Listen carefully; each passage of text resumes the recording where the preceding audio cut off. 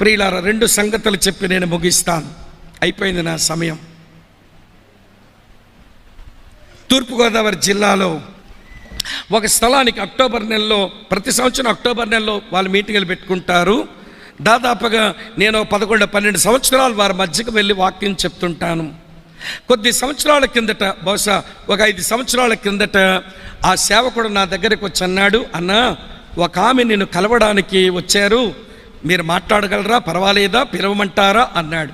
పిలవండి తమ్ముడు, పర్వాలేదన్నాను. ఒక ఆమె వచ్చింది. ఆమెను చూస్తుంటే రోడ్డు మీద అడుక్కునే మనిషి అనిపిస్తున్నది.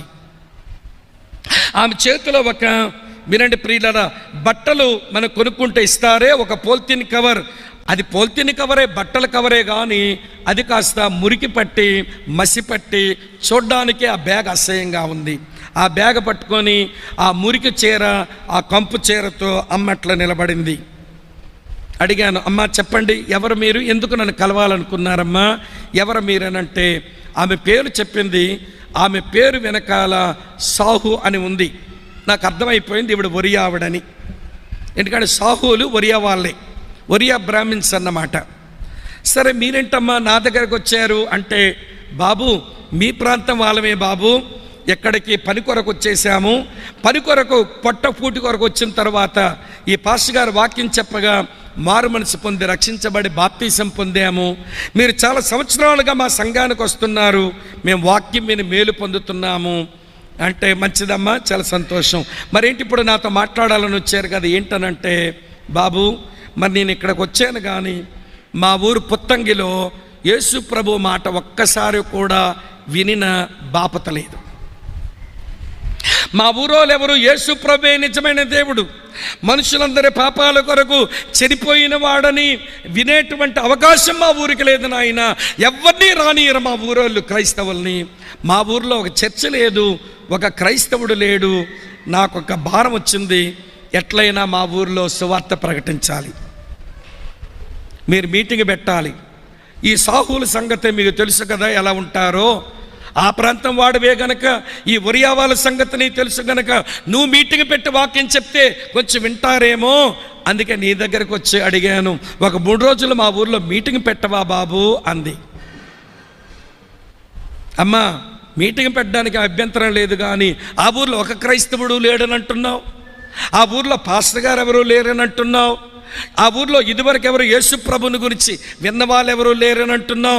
ఇప్పుడు సడన్గా 3 రోజులు మీటింగులు అంటే జనం ఎవరు వస్తారు? తర్వాత మీటింగ్ అంటే స్టేజీ, పిఏ సిస్టమ్, చాలా ఖర్చులు ఉంటాయి అని అంటే, లేదు బాబు, నేను మీటింగులు పెట్టే ఒక వారం రోజుల ముందెళ్ళి ఇంటింటికి వెళ్ళి మీటింగుల కొరకు పిలిపిస్తానయ్యా, వాళ్ళు కూర్చోబెడతానయ్యా, బతిమలాడతాను. కానీ మా ఊర్లో మీటింగులు పెట్టాలంటే, సరే నువ్వేళ్ళు బతిమలాడతావు, మనుషులు పిలుస్తావులే తల్లి, మరి మీటింగ్ పెట్టాలంటే పైసలు అవుతాయి కదా, ఎక్కడి నుంచి వస్తాయి పైసలు అంటే, పైసల గురించి ఏం ఆలోచించొద్దు బాబు, ఈ బ్యాగులో పైసలు తెచ్చాను. నేను సరిగానే లెక్క పెట్టాను అనుకుంటున్నాను, మీరు కూడా మళ్ళీ లెక్క పెట్టి చూసుకోండి, ఇది 83,000 అయ్యా అంది. ఇది 83,000. ఇది అక్టోబర్ కదా, మీరు ఏప్రిల్ నెలలో మీటింగ్ పెట్టండి అయ్యా, అప్పుడు 1,00,000 దాటించేస్తాను. ఇది 83,000. ఏప్రిల్ నెలలో మీటింగ్ పెట్టండి, 1,00,000 దాటించేస్తాను నేను అన్నాను, అమ్మా డబ్బులు నాకు ఇవ్వద్దులే, మీ పాస్టర్ గారికి ఇవ్వు, సంఘం అంతటికి చెప్పమను, మీ సంఘం అంతా రండి, అన్ని ఏర్పాట్లు చేస్తామనంటే, ప్రియులారా ఒక పెద్ద బస్సు కట్టించుకుంది, వాళ్ళ సంఘస్థులందరినీ తీసుకుని వారి ఊరికి వచ్చింది. 3 రోజులు మీటింగ్ పెట్టాం. మొదటి రోజు రాత్రి ఈ రాష్ట్రీయ స్వయం సేవక సంఘ సహోదరులు కొంచెం ఇబ్బంది కలిగించారు. నేను ఈవిడ ముఖం చూస్తున్నాను, ఏమమ్మా సాహు గారు ఇబ్బంది వచ్చింది, ఏం చేద్దామంటే, ఏం పర్వాలేదు స్వామిబాబు, నేను రేపు మళ్ళీ ఉదయమే తిరుగుతాను అని ఉదయాన్నే ఇంటింటికి వెళ్ళందట. ఈ రోజు నుంచి 3 పూట్ల మీ ఇంట్లో అగ్గంటొద్దు అందట, అంటే పొయ్యి ముట్టించొద్దు అందట. టిఫిన్కి వచ్చేయండి అక్కడికే, మేము ఊరు బయట కళ్ళంలో పెడుతున్నా మీటింగ్లు, ఊర్లో వద్దంటున్నారుగా మన గ్రామస్తులు, కళ్ళంలో పెట్టుకుంటున్నా మీటింగు. అక్కడికే మీరు ఉదయం టిఫిన్కి రండి, వచ్చి టిఫిన్ తిని దేవుని మాటలు వినండి, మధ్యాహ్నం అక్కడే భోజనం చేయండి, మధ్యాహ్నం వచ్చి రెస్ట్ తీసుకోండి, మళ్ళీ రాత్రి వచ్చి మీటింగ్ వచ్చి వాక్యం వినండి, రాత్రి భోజనాలు చేసుకుని వెళ్ళండి. మన ఊర్లో ఏ ఇల్లు అగ్గి ముట్టించడానికి వీల్లేదు, పొయ్యి అంటించడానికి వీల్లేదు. అందరికీ చెప్పింది, ప్రియులారా వినండి, సేవకులమైన మమ్మల్ని చేర్చుకొని అక్కడ పరిచర్య చేయడానికి దోహదపడితే మేము బయట నుంచి వాక్యం చెప్పాం. ఊరోళ్ళందరూ కూడా బయటకు వచ్చారు, అల్లరమొక తప్పించి ఊరోళ్ళంతా బయటకు వచ్చారు, వాక్యం విన్నారు, అక్కడ భోజనాలు చేశారు. అక్కడ ఒక 10 రోజులు దాటాక ఆ ఊర్లో ఒక ఒరియా మెడికల్ డాక్టర్ వచ్చి నన్ను కలిసి అంటాడు, సార్ మీరు మా ఊరోళ్ళందరినీ క్షమించాలి, వాళ్ళు అల్లరి కుర్రోలండి, పోకిరి వాళ్ళండి, దేవుని గుర్చిన మాటలు మంచి మాటలు వినే చెవులు లేవండి వాళ్ళకు, మిమ్మల్ని ఇబ్బంది పెట్టారు, మిమ్మల్ని తోసేశారు, కొట్టేశారు, మమ్మల్ని ఏమనుకోకండి, క్షమించండి. మీరు చెప్పిన మాటలు విన్నాక మా ఊరంతా అర్థం చేసుకున్నాము, ఊరంతర సంగతి అనవసరం, నేను యేసుప్రభు నమ్ముకుంటున్నాను, మా ఇంట్లో మీటింగ్ పెడతారా, మా ఇంట్లో కూడుకుందాం రండి, నేను ఇస్తాను ఇల్లు. నా హాస్పిటల్ ఏమో పట్టణంలో ఉంది, 12 కిలోమీటర్లే, నా సొంత ఇల్లు ఎక్కడుంది సార్? అంతే ప్రియులారా, మా సేవకుడిని ఒక ఆయన ఆమె దగ్గర వాళ్ళ ఇంటికి పంపిస్తే చిన్నగా ప్రార్థన జరుగుతుంటే నేను కరెక్ట్ మరొక 4 నెలల తర్వాత మళ్ళీ ఈస్ట్ గోదావరిలో అక్కడికి వెళ్తే మళ్ళీ సోహమ్మ కనబడింది. బాబు ఎట్లున్నారు మా ఊరోళ్ళు, ఏమైనా సంగతులు తెలిసాయంటే ఆ ఊర్లో డాక్టర్ ఇట్లా ప్రభువుని నమ్ముతున్నాడమ్మా, ఇంకా పూర్తిగా విశ్వాసంలో రాలేదు, ఆసక్తి అయితే చూపిస్తున్నాడంటే ఒకడొచ్చాడా, నాకు భలే సంతోషంగా ఉంది స్వామిబాబు, నువ్వేమనుకోకపోతే నాకు 23 సెంట్లు భూమి ఉంది, అది నీ పేరు మీద రాసేస్తాను, అక్కడ గుడి కట్టవా అంటుంది.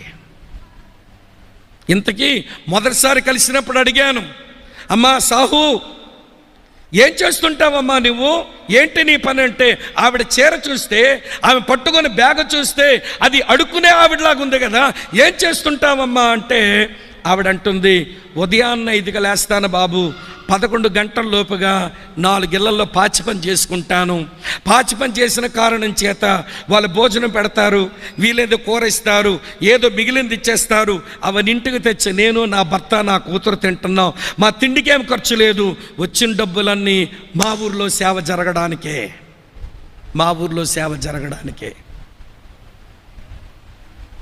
5 ఇళ్లలో పాచి పని చేసుకునే అమ్మకు ఏమండి సువార్త ప్రబలిపోవాలి మా గ్రామంలో అనేటువంటి ఆరాటం ఉండి ఒక 23 సెంట్లు ఉంది బాబు, ఇచ్చేస్తాను, రాసేస్తాను మీ పేరు మీద. సేవ చేస్తారా మా ఊర్లో? గుడి కట్టండి బాబు, మందిరం కట్టండి బాబు. ఈ రోజున ప్రియమైన స్నేహితులారా, సేవకులను ఆదుకున్నదే లేదు, సేవకులకు ఆతిథ్యం ఇచ్చిందే లేదు. నీ వలన సత్యం ప్రబలిపోవాలంటే ఎట్లా ప్రబలిపోతుంది చెప్పండి? చివరికి ఒక్క మాట చెప్పి నేను ముగించేస్తాను, నా ముందు ఇంకొక 2-3 నిమిషాలు ఉన్నాయి. ప్రియులారా, కర్నూలుకి చెందిన ఒక పెద్ద ఆయన ఇండియన్ ఎవాంజలికల్ మిషన్ IEMలో జనరల్ సెక్రటరీగా ఇది హైదరాబాద్లో పనిచేసేవాడు. వాళ్ళ యాన్యువల్ కన్వెన్షన్లో నేను ఆయన ఒకసారి వాక్యం చెప్తుంటే ఆయన చెప్పిన ఉదాహరణ మీతో చెప్తున్నాను. ఆయన ఒకసారి హైదరాబాద్ నుంచి ప్రియులారా కరీంనగర్ అవతల ఏదో ఒక వీక్లీ మార్కెట్ సంత జరుగుతుంటే అక్కడ వీళ్ళు మెగాఫోన్ పట్టుకొని, కరపత్రాలు పట్టుకొని, బైబిల్ పట్టుకొని అవన్నీ పంచి సువార్త చెప్పారంట. చేతులకు ఎక్కడి నుంచి ఎక్కడి వరకు గాజులు వేసుకొని, ఒంటి నిండా ఉన్న బట్టలకు గాజులు మొక్కలు అంటించుకొని ఉన్న ఒక లంబాడి అమ్మ వాళ్ళు చెప్పిన మాటలన్నీ బాగా విని వీళ్ళ దగ్గరికి వచ్చిందంట. వచ్చి, బాబు పాపాలు కడిగడానికి, నెమ్మది శాంతి ఇవ్వడానికి, పరలోకం ఇవ్వడానికి ఆయన ఎవరో వచ్చారని చెప్పారు, ఎంతకాలమైందని వచ్చారని చెప్పారు బాబు మీరంటే, ఆయన వచ్చమ్మా దగ్గర 2000 సంవత్సరాలు అయిపోతుంది అన్నాడట. అలాగండి 2000 సంవత్సరాలు అయింది ఆయన వచ్చి. అలాగైతే మీరు అక్కడి నుంచి వచ్చారు అంది. మేము హైదరాబాద్ నుంచి వచ్చామమ్మా అన్నాడు. ఆ లంబాడి అమ్మ అడుగుతుంది, మీరు హైదరాబాద్ నుంచి వచ్చారు, ఆయన వచ్చి వెళ్ళిపోయి 2000 సంవత్సరాలు అయిందని చెప్పావు, నాకు తెలియక అడుగుతాను బాబు, హైదరాబాద్ నుంచి మా కరీంనగర్ రావడానికి, ఎక్కడి వరకు రావడానికి ఎంత టైం పడుతుంది అని అడిగిందట. ఒక 3-4 గంటలు పడుతుందమ్మా ప్రయాణం చేసి వస్తే. ఆయన వచ్చేమో 2000 సంవత్సరాలు అయ్యింది. పాపాలు క్షమించేవాడు, మోక్షానికి తీసుకెళ్లేవాడు, జీవితాలను చక్కబట్టేవాడు, సమాజాన్ని బాగు చేసేవాడు, ఆయన రావడము, చావడము, వెళ్ళిపోవడము అయిపోయి 2000 సంవత్సరాలు అయిందంటున్నావు. హైదరాబాద్ నుంచి మా దగ్గర రావడానికి ఒక 4 గంటలు చాలంటున్నావు. ఈ 4 గంటలకి ఇక్కడికి రాకుండా ఎన్నాళ్ళు ఎక్కడ చచ్చారయ్యా మీరు అని అడిగింది లంబాడి అమ్మ. ఎక్కడ చచ్చారు మీరు? హైదరాబాద్ నుంచి కరీంనగర్ ఈ సంత వరకు రావడానికి మీకు 4 గంటలు టైం పడితే ఈ రోజు వరకు రాలేదు. మా బంధువులు చాలామంది మాటలు వినలేదు, మా ఊరోళ్ళు చాలామంది మాటలు వినలేదు, అనేకులు నరకానికి పోయారు, సత్యం వారికి తెలియలేదు. ఈ రోజు వరకు ఎక్కడ చచ్చారయ్యా మీరు అని అడిగితే సంతలో జవాబు చెప్పలేక నిలబడిపోయాను. లంబాడి అమ్మ ఇలా అడుగుతాదని నేను అనుకోలేదని బాధపడుతున్నాడు దైవజనుడు. ప్రియ అక్క, చెల్లి, తమ్ముడన్న, ఈ రాత్రి మీటింగ్ ముగించుకుని భోజనాలు వెళ్ళబోతున్నాం. వినండి, సత్యము కొరకు పనిచేసే వాళ్ళమేనా? అలాగైతే ఆతిథ్యం ఇవ్వాలి, అలాగైతే సేవను ఆదుకోవాలి.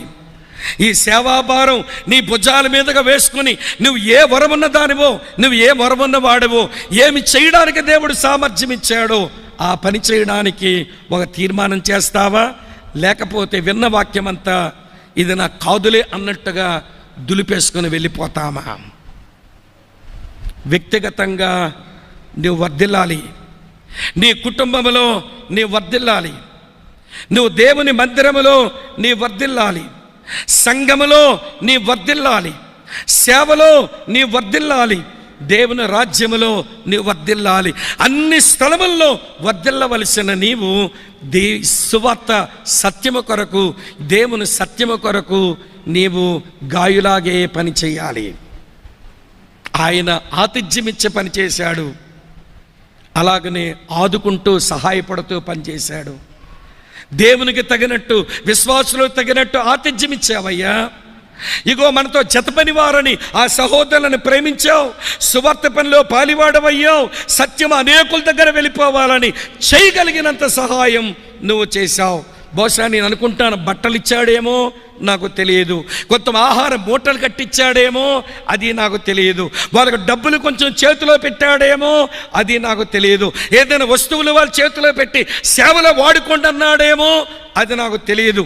ఇక్కడ వివరాలు అయితే లేవు, కానీ దేవునితో జతపనివాడు అన్నట్టుగా సేవల్లో సేవకులను, సేవని ఆదుకున్నాడు. బెరకా సేవకులను, సేవను ఆదుకునేవారైనా మనం? ఈ మనసు మనకేమైనా వచ్చిందా? మా భారతీయ సాహ అంటుంది 5 గంటలుగా లేచి 11 వరకు పాచి పని చేసుకొని ఎవండి ఇల్లులు వచ్చు, గిన్నెలు కడుక్కొని, బట్టలు ఉతుక్కొని, వాళ్ళు పెట్టిన ఎంగిలి బతుకలు తిని దేవుని సేవ కొరకు 1,00,000 పైన ఖర్చు పెట్టాను. మా ఊరికి, మా ఊర్లో సువార్త ప్రకటించబడిన 1 లక్షలు ఖర్చు పెట్టాను.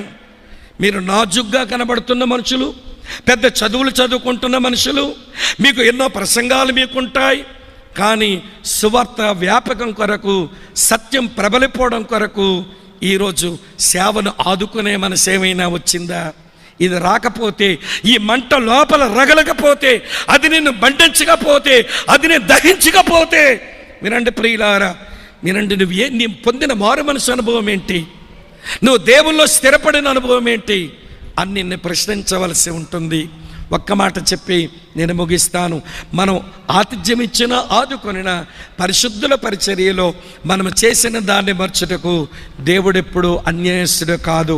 నువ్వు గిన్నెడు చన్నీళ్ళు ఇస్తే దానికి తగ్గ ప్రతిఫలం ఇస్తాను, నువ్వు భోజనం పెడితే దానికి తగ్గ ప్రతిఫలం ఇస్తాను, నేనేమి మీకు రుణపడి ఉండిపోను అని దేవుడు నువ్వు చేసే పని కొరకు నీ ముందు నిలిచి ఉన్నాడు. ఏం చేస్తావు సువార్త పని కొరకు? ఏం చేస్తావు సువార్త పని కొరకు? ఏమండి, ఆ లంబాడి అమ్మ అడుగుతుంది, ఎక్కడ చచ్చారయ్యా మీరు? ఇంత మంచి వార్త మీ దగ్గర పెట్టుకొని మేము వింటామో వినమో, తిరగబడతామో లొంగుతామో, అది వేరే విషయం. ముందు మీరు చెప్పాలి కదా మాకు, మీరు వచ్చి మాకు చెప్పాలి కదా ఈ సమాచారం. ఎవడు చెప్తాడు మాకు? ఈ సత్యం కొరకు పనిచేసే వాళ్ళు ఎవరు? తల వంచండి, కళ్ళు మూసుకునండి, ప్రార్థన చేస్తాం. తల వంచండి, కళ్ళు మూసుకునండి, ప్రార్థన చేస్తాం. క్రీస్తునందు ప్రియ సహోదరుడా, సహోదరి, వర్ధిల్లిన వాడివేనా, ఎదుగుచున్న దానివేనా?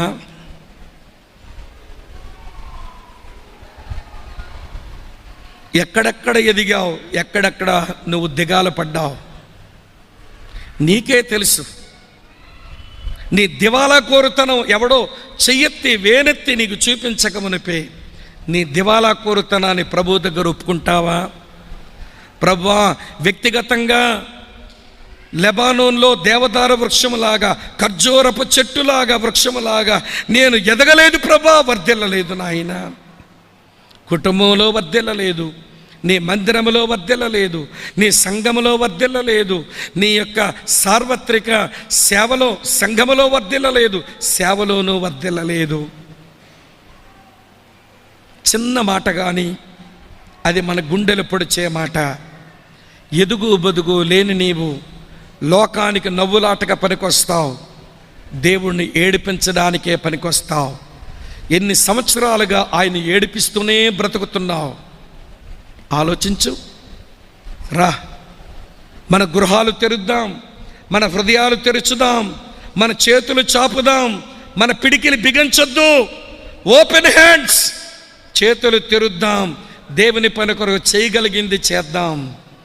సేవను ఆదుకుందాం, సేవకులను ఆదుకుందాం, సేవకులను ప్రేమించుదాం, వారితో కలిసి పాలిభాగస్థులమవుదాం, సత్యం ప్రబలిపోవడానికి కలిసి పనిచేద్దాం. ఇదేనా మన మాట? ఇదేనా మన తీర్మానం? అదే అయితే అన్న స్వామన్న, ఈ మాటలు అర్థమైనాయి.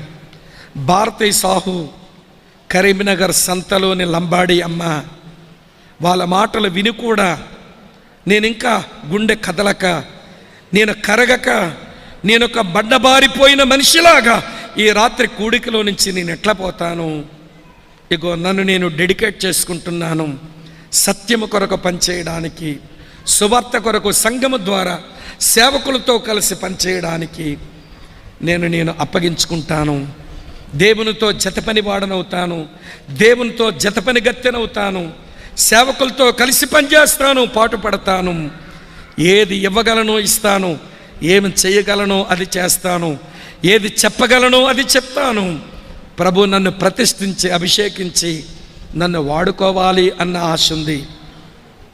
నా కొరకై ప్రార్థన చేస్తారా అనేవాళ్ళు ఎవరైనా ఉంటే, ప్రియులారా, మీరు కూర్చున్న చోట మీ కుడి హస్తాన్ని మీ తల కంటే కొంచెం పైకెత్తి చూపిస్తారా? మీ కొరకై ప్రార్థించి దైవజనుడు పంపిస్తాడు. వందనాలు చెల్లెలా, వందనాలు అక్క, వందనాలు తమ్ముడు, వందనాలు సోదరి, వందనాలు బాబు. నేను స్వస్థత కొరకు చెయ్యి ఎత్తమనలేదు, నేను స్వస్థత కొరకు ప్రార్థన చేయను. మీ ధనగణతల కొరకు ప్రార్థన చేయడానికి చెయ్యి ఎత్తమనడం లేదు. మీ పేరు ప్రఖ్యాతులు, కీర్తి, ప్రశంసలు మీరు పొందుకోవడానికి ప్రార్థన చేస్తాననడం లేదు. ఈ గొప్ప పనిలో సత్యము కొరకు పని చేయడానికి ఆతిథ్యం ఇస్తాను, ఆదుకుంటాను, నా గృహ తలుపులు తెరుస్తాను. నా ద్వారా, నా కుటుంబం ద్వారా దేవుని పని జరగాలి.